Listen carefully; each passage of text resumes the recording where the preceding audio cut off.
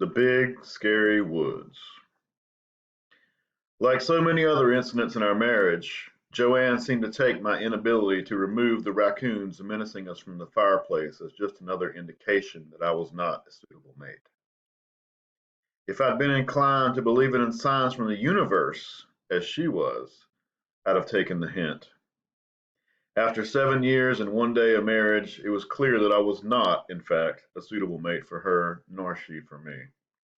But I was stubborn in those days, and I didn't see the raccoons as a sign, and I decided to smoke them out of the chimney because as much as I wanted to leave her, I was terrified that she might up and leave me. Such is love, it seems. A big part of the reason I didn't want to leave Joanne was that it would mean leaving Michelle, Joanne's sister's kid, who pretty much stayed with us because, well, her mom was a meth head. Like most 3-year-olds, Michelle wasn't really that sharp, but I found her company more stimulating than Joanne's. Michelle was generally the happiest one in the family, and she was very excited when the raccoons came to live with us. Michelle was all jacked up about the raccoons because her favorite book was The Big Scary Woods, the tale of a little raccoon named Robbie who gets lost in the big scary woods. Every time something scares him, it turns out to be nothing at all. What he thinks is a huge monster is really just the shadow of a friendly little toad. A raging wildfire turns out to be nothing but a glowworm in the grass, and so on. In the end, Robbie reunites with his mommy and daddy and finds out he's been in his backyard the whole time, the darkness and his imagination transforming the familiar into something sinister.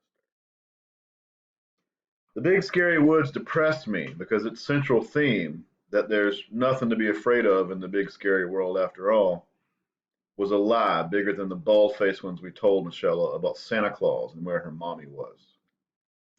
But she loved the book, so I read it to her over and over, moving my finger along the words, even though I had the whole thing memorized, periodically stopping to point out something about the pictures. We were reading The Big Scary Woods when the real raccoons first appeared in our lives. I'd just gotten to the part where Robbie curls up to sleep, thinking he's never going to see his family again, when Joanne screamed so loudly I thought there must be a terrorist in the living room. She appeared suddenly in the doorway, looking down at me and Michelle, talking gibberish and dancing around like she was speaking in tongues. I couldn't make out the words, but I got the gist of it. Something or someone was threatening her immediate safety and the sanctity of our home, and I was either too lazy or too grossly incompetent to do anything about it. Michelle, who'd watched Joanne's outburst with the same slack-jawed wonder she watched the show about the dancing blobs on television, suddenly began to scream. See, Joanne yelled, they're scaring the baby. Do something. The woman is unbelievable. I asked her what the matter was, closing the door behind me. There's something in the fucking chimney, she said. We don't say those words in front of the baby, I interrupted, trying not to sound victorious, even though I'd been waiting for the chance to say it for days. Ever since I'd muttered, God damn it, with Michelle on my lap while I was watching a football game with my buddy Harris. Joanne had embarrassed the shit out of me with her righteous breakdown in the living room and had actually written down a list of things that we shouldn't say in front of the kid, making sure that Harris had a copy. I hoped Michelle would chime in with a chorus of fuck, fuck, fuck, like she'd done with God damn it, but she just chewed on my shirt and whimpered to herself. When I was finally able to pry Michelle away and hand her to Joanne, I went into the living room and poked the fireplace screen with the blade of the ash shovel. I heard nothing, so I called for Joanne to join me. There's nothing in here, I said. Must have been the wind. The chimney flue is broken, one more item on a long list of things I'd been meaning to fix since we bought the house, and often a strong gust would rattle it. I'm not stupid, Mitchell, Joanne said. I saw them. I'm taking Michelle to Grammy's, and we're staying there. To make her believe me, I got down on my hands and knees and stuck my head inside the fireplace to peer up the chimney. So, before I get to what happened next, let me just say that I don't think those raccoons purposefully shat on me. I think I startled one of them who just happened to have a turd standing at the ready, and that I literally scared the shit out of it. Regardless of the intent, when I stuck my head in the chimney, I found myself face to face with three sets of glittering animal eyes, and a tiny ball of shit smacked me in the face and came to rest briefly in my mouth as they darted away up the chimney.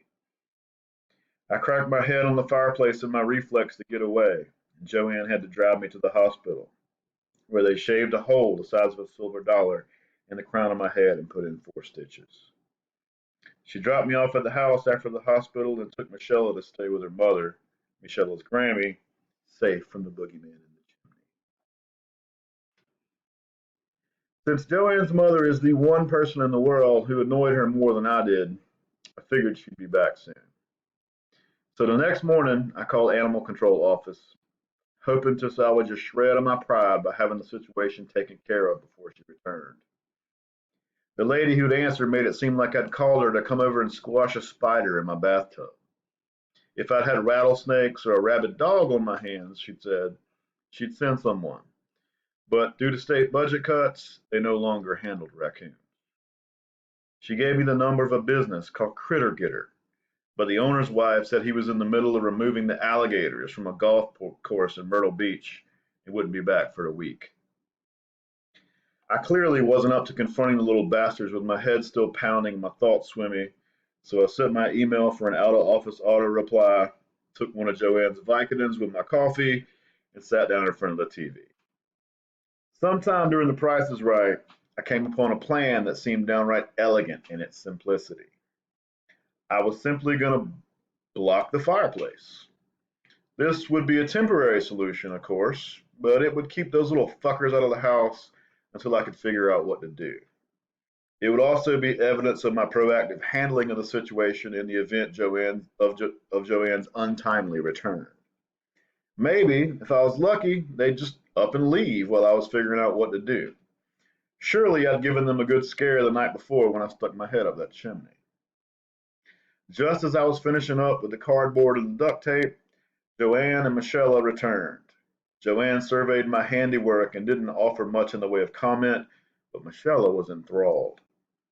She spent the rest of the evening with her ear pressed to the cardboard cover in the fireplace, tapping on it with her fingers, running away to cower behind her legs every time she imagined a rustling noise. Joanne changed the bandage on my head, and we laughed about me nearly cracking open my skull, which even I had to admit was pretty funny. And we all had ice cream before it was time for bed, and it was one of those nights when we felt like a real family. One of those times that made me understand why people crave that kind of stuff. For the bedtime story that night, Michelle let me veto The Big Scary Woods in favor of a new selection about a farm where the pigs had a friendly rivalry with the cows and nobody ever got sent to the slaughterhouse.